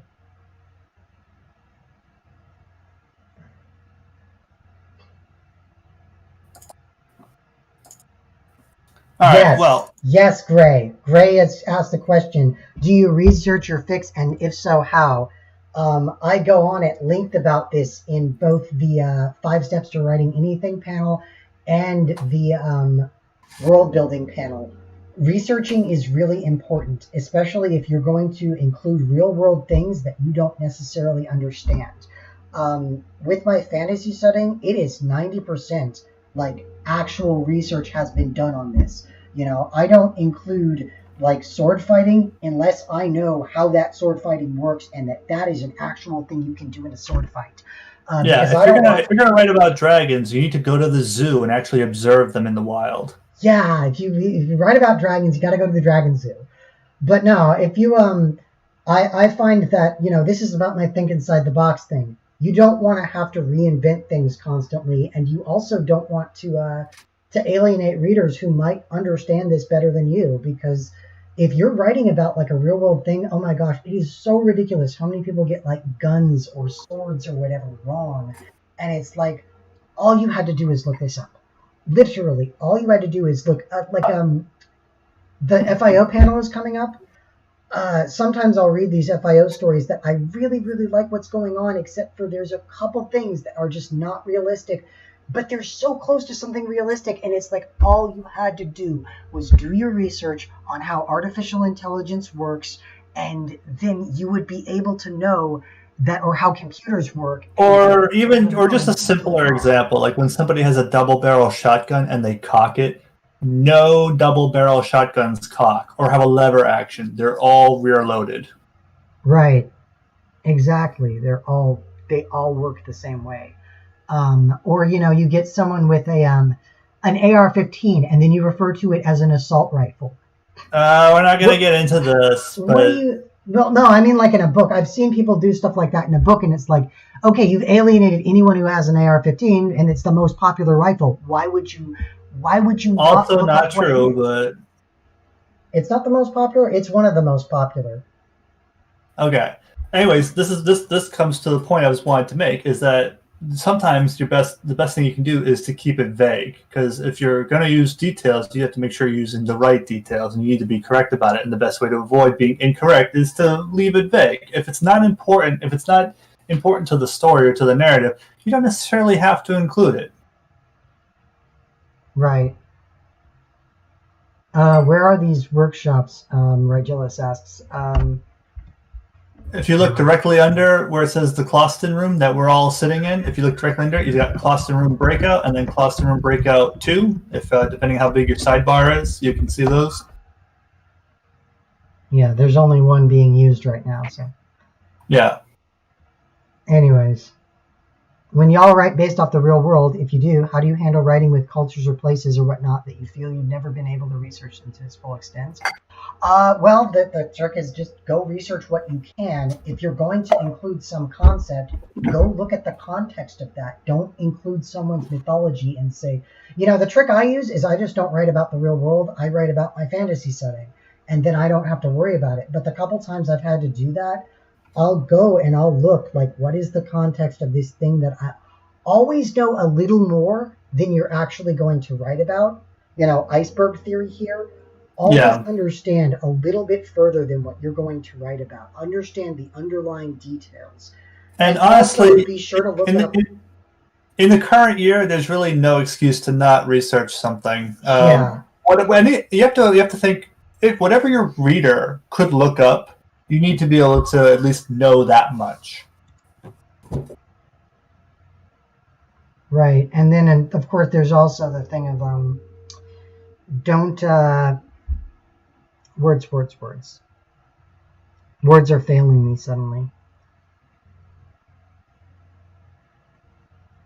Don't I was about to say something and then it go look up stuff like what these people in this culture. People in cultures usually want you to get their cultures right, and they'll usually publish things to help you get their culture right. If you want to write about Native Americans, for instance, like if you want to write about the Navajo, first off, if you're writing about Native Americans, know what tribe you're writing about and know what the surrounding tribes are and what the difference is, because that will really piss them off quickly if you're talking about two different Native American tribes and you blend them together. Or you can make up a fake one, but make sure you know what the real life tribes in that area are like, so you can at least pull in things from those tribes. But if you look it up, like the Navajo publish all of their like mythology and stuff, and all of these details about their culture, and all of the things that they find offensive when you get it wrong, all the things that they're myths that they want to clear up about their culture, and all of the things that they really like to see. It's very easy. And you can even go on forums and ask, hey, Navajo people, what do you think I should do when I'm writing this story where this character is a Navajo? And, they'll usually be most cultures are pretty embracing of that. It's really not like people act like, oh, all these cultures are so easily offended. No, they're offended when you get them really wrong. If you make the Navajo cannibals, they're going to be really angry at you. But if you say like, oh, don't go to a high place because if you go to the highest spot on the land, that's closest to the spirit world and you could get sucked in and die. If you have a character say that, they're going to be like, oh, you actually read our mythology. You know about that. Anyways. Oh, I saw a cool video the other day on YouTube that was basically someone going around interviewing people in Japan. What do you think about like when Westerners wear kimonos? Right? Because of that thing where apparently there was a scandal about someone wearing a kimono. And they're like, oh, that's great. Westerners should wear kimonos so they know part of our culture. Yes, this is great. So cultural appropriation is not inherently offensive. Like if anyone tells you that, they're just wrong. The issue is when you get something really wrong or when you make a complete misportrayal of a culture because you don't know what you're talking about. That's the thing too. Like you can't make a generalization about a culture. Some people in a given culture will be okay with cultural appropriation. Some people won't. They're all individuals. So whoever this person interviewed might say, "Oh yeah, well we don't care. People come here and dress up like a samurai. We all have day jobs. We don't care." And then you have other people who do care. So you can't just expect an entire culture to all get offended in the same way. Just like we don't, Cultural appropriation is only bad when you do it wrong. And I will leave it with one last note because I got to go in a second. The other example of cultural appropriation that being done wrong that is never talked about is I have a degree in computer science. When I read someone talking about computers and they get something that is so easy to find out wrong, it just drives me crazy. When I'm reading about like AI and someone tries to pull like they try to do stuff like what happens in Terminator. It's like Terminator's a good movie, but it's not a realistic AI takeover scenario. Friendship is Optimal, which is going on in 15 minutes, and that's why I have to run off. That's a realistic AI takeover scenario. And when people write that without understanding either, how AI works or how computers work or how the story itself is supposed to work, and it's supposed to work a certain way because that's just reality. Because it's a hard sci-fi. when that happens, it just alienates a lot of the people. And when you're writing something like Friendship is Optimal, a hard sci-fi setting, 90% of your readers are going to catch you on stuff like that. Because 90% of your readers are people who are interested enough in computers to look this stuff up. So there's my thing. And it also talks about Friendship is Optimal, which is happening in 15 minutes. All right. Well, without any other question prompts, I'm just going to delve into some general writing advice. Keep in mind that as a writer, what's interesting to an audience may not necessarily be what's fun to do as a writer. They can be very different. For example, the twist at the end of a story, for example, is one of them. It's one of those things that you have to do it well. You have to do it correctly for the reader to enjoy it, as opposed to just having fun with you, pulling the sneaky as a writer.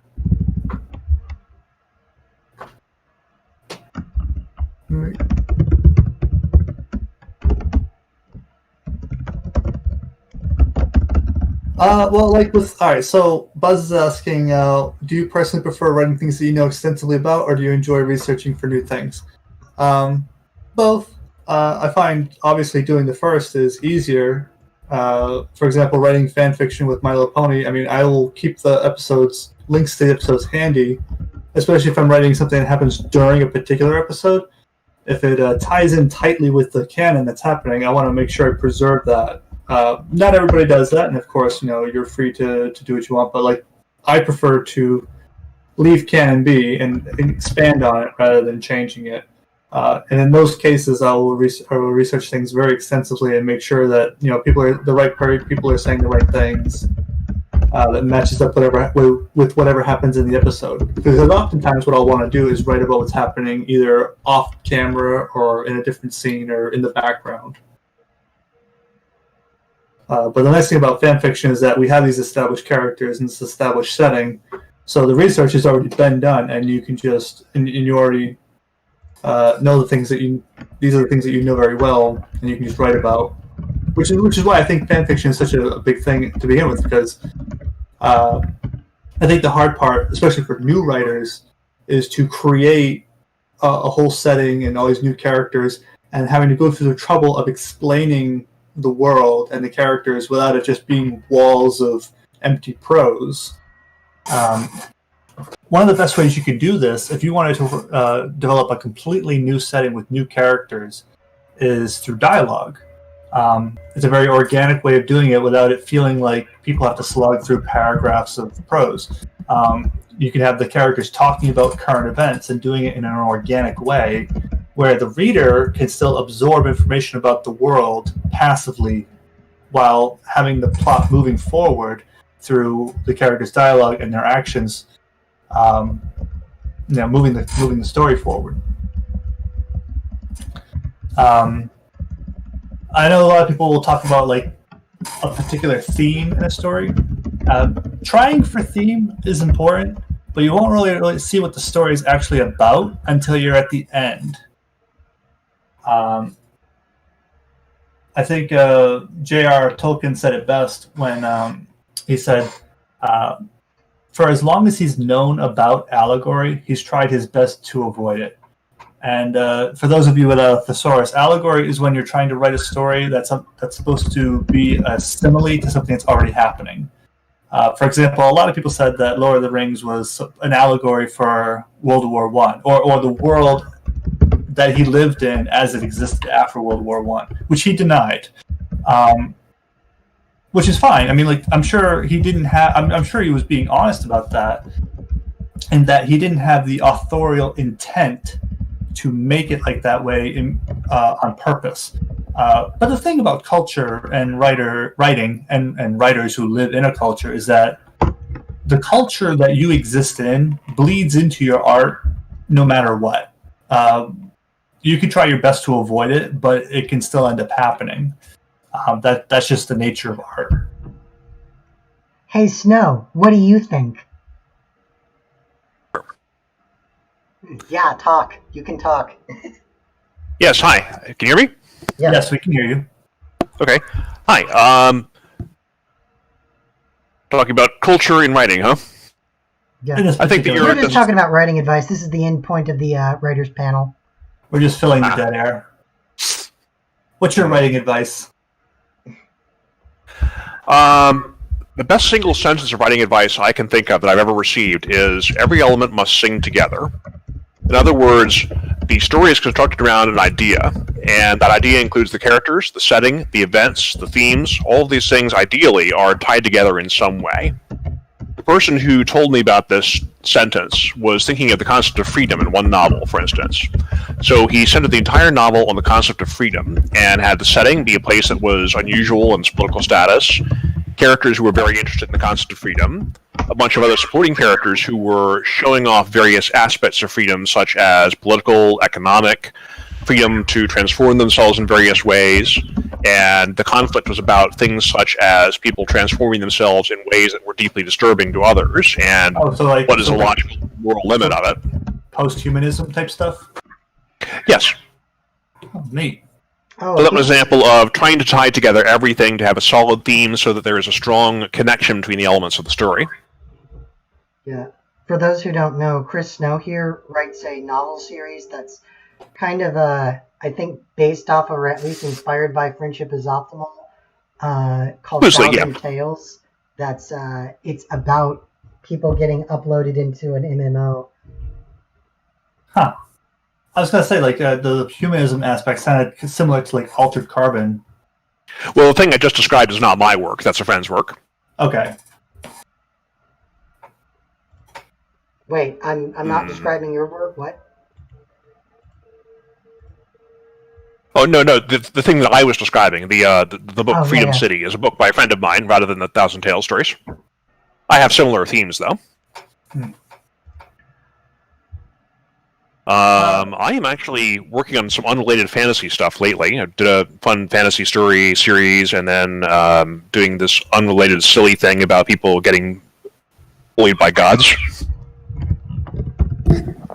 Classic. Yeah, I was thinking through... yeah, true. I actually wrote one once that was about the Greek gods bullying people, where every time they say or do something, that the local human gets beaten up in some way. Huh. To try to tie that into ponies, he got turned into a centaur at the end. What other... has anyone seen that TV show Upload recently? No. I saw a bit of it, and I was just like, I was one of the people sitting there screaming, this is awful, this is a dystopia, and it's not even a really interesting one. All this potential is wasted. Watched only a couple of episodes of it before losing interest, but I'm glad I saw that much. I like to see that people were at least being shown the concept of brain uploading. I felt like they didn't really explore it in any depth, though. It's like a story introducing the concept of automobiles, but all they do is kick the tires and look around outside and never actually drive. Yeah. Ghost in a Shell. I really liked Ghost in the Shell standalone complex. I was not so impressed by the original story. Yeah. I think Ghost the in the Shell Tachikomas are fun. I think Ghost in the Shell is pretty good, except for the 3D animated new one that they made. I think was pretty. I did not know what was going on. It was weird. I watched a little of that new one. I didn't really care for that one. Something about terrorists in the desert who are trying to repay their student loans. Yeah, it's about a breakdown. I mean, I like the concept that it's about a breakdown in like society due to like an oversaturation of money in type event, but it's kind of and the technology basically making humans obsolete, but I don't think the implementation is very well done. But I will say about the original, I cried at the part where the Tachikomas, they're like, oh no, we failed. The nuclear missile is going to launch. It's going to hit. And then you just hear the Tachikomas start to sing. And out of nowhere, their space station comes down and smashes into the rocket. And that was a great moment. I cried when that was happening. It's like, oh my gosh, these are good AI. These are good robots. These are true friendly AI. Yes. This is the AI we want to have. You want your AIs to be friendly if they're also going to be heavily armed like that. Yeah, oh yeah, definitely. You want them to... That's why they have them talk like little schoolgirls, is part of it, is they don't want them to have this scary, threatening demeanor, because you don't want that in your killing machine. You don't want your killbots, you're heavily armed. It's got rockets, it's got machine guns. Having the killbots be intimidating would be useful for, convincing people to not attack, but it wouldn't be so great for convincing people to work alongside them. Right, but these aren't charisma bots, they're kill bots. It doesn't matter how attractive they are if their objective is simply to kill. I'm thinking of the sentry bots in Portal now. They're not kill bots, though. They're like guardian bots. They are literally the partners of the characters. They are meant to protect the characters. They are meant to be utility for the characters. The characters use them as motorcycles. They use them as Gatling gun turrets. They use them as backup. They use them for reconnaissance. They use them for all sorts of things. They go into buildings and rescue people when the buildings collapse. I mean, they're multi-use military robots for a specialist team, basically. And like I said, they're not supposed to be threatening. They are supposed to be, these kind of neutral designs, these non-threatening voices, and it's specifically because the government does not want these to be seen as killbots, even though they're technically heavily armed killbots. To tie this back into what we're going to talk about in a minute, in Ghost in the Shell, part of the premise is most people have these cyber brains. They've basically gotten their brains replaced with computer hardware, and that's a plausibility question for me, but roll with it. Once they got these cyber brains installed, they can no longer really trust their own senses, because it's possible to hack somebody's brain and make him see things that aren't there, and that becomes a major plot point. Oh, like in Black Mirror. I don't know which episode. I've seen very little of that show. Oh, okay. There's an episode about that. But there's a part of the plot is there's a hacker who can overlay this disturbing image over people's faces so you can't see who he is. And he can do other things. That's another episode of Black Mirror. It's a different one. Oh. What disturbing image? It's a smiley face with words around it that say, I thought what I would do. That's not disturbing. Alright. I am going to switch over the stream now.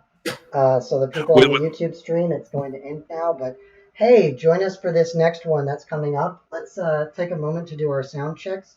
Everyone say goodbye to Shakespeare, please. Good night, everybody. Bye. That was Ask a Writer. Thank you for everyone for showing up. And tomorrow's is at 5 o'clock. We're doing another one with different people. It's going to be great. And it's got, let me look who's at tomorrow's, because it's a great lineup. It's me, Rob Cakeran, who wrote My Little Dashie, Fiara, who's got her own other panels, Super Trampoline, and Trick Question.